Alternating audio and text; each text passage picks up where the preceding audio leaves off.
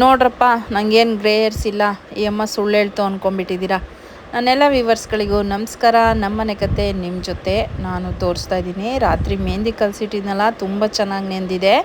ನಿಮಗೊಂದ್ಸಲಿ ತೋರಿಸೋಣ ಅಂತ ತೋರಿಸ್ತಾ ಇದ್ದೀನಿ. ಮತ್ತು ನಾನು ಹೇಳಿದ್ದೆ ಇದು ಎಷ್ಟು ವರ್ಷದಿಂದ ಹಚ್ತಾ ಇದ್ದೀನಿ, ಏನು ಎತ್ತ ಅಂತ. ನಾನು ಫಸ್ಟು ಹಚ್ತಾ ಇದ್ದೆ, ಅದಕ್ಕೆ ಈ ಮೆಂತ್ಯ ಪೌಡ್ರು, ದಾಸವಾಳ ಪೌಡ್ರು, ನಲ್ಲಿಕಾಯಿ ಪೌಡ್ರು, ಆ ಪೌಡ್ರು, ಈ ಪೌಡ್ರು, ಆಮೇಲೆ ಭೃಂಗರಾಜು ಅದೆಲ್ಲ ತಂದು ಇನ್ಸ್ಟೆಂಟಾಗಿ ಸಿಗತ್ತೆ ಅಂಗಡೀಲಿ.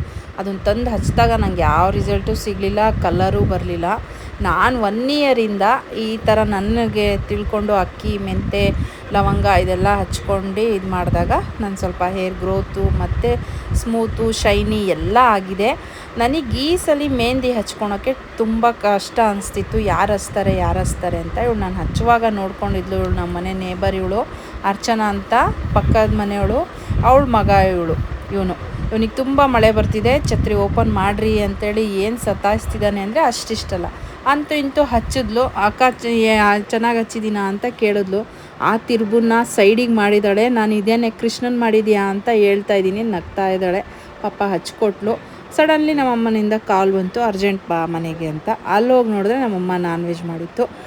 ನಾನ್ ವೆಜ್ ಊಟ ಮಾಡಿಕೊಂಡು ಮನೆಗೆ ಬಂದು ಸ್ನಾನ ಮಾಡಿಕೊಂಡು ನೋಡಿ ಹೇರ್ ಎಷ್ಟು ಚೆನ್ನಾಗಿ ಕಾಣ್ತಿದೆ ಅಂತ. ನೀವು ಬಿಸಿನೀರಲ್ಲಾದರೂ ಮಾಡ್ಕೊಳ್ಳಿ, ತಣ್ಣೀರಲ್ಲಾದರೂ ಸ್ನಾನ ಮಾಡ್ಕೊಳ್ಳಿ, ಹೇರ್ ವಾಶ್ ಮಾಡ್ಕೊಳ್ಳಿ. ಆಮೇಲೆ ಎಣ್ಣೆ ಬೆಳಗ್ಗೆನಾದರೂ ಹಚ್ಕೊಳ್ಳಿ, ಅಥವಾ ಸ್ನಾನ ಮಾಡಿ ಹೇರ್ ಎಲ್ಲ ಡ್ರೈ ಆದಮೇಲಾದರೂ ಹಚ್ಕೊಳ್ಳಿ. ನಿಂಬೆಹಣ್ಣು ಮೊಸರು ಹಾಕಬೇಡಿ.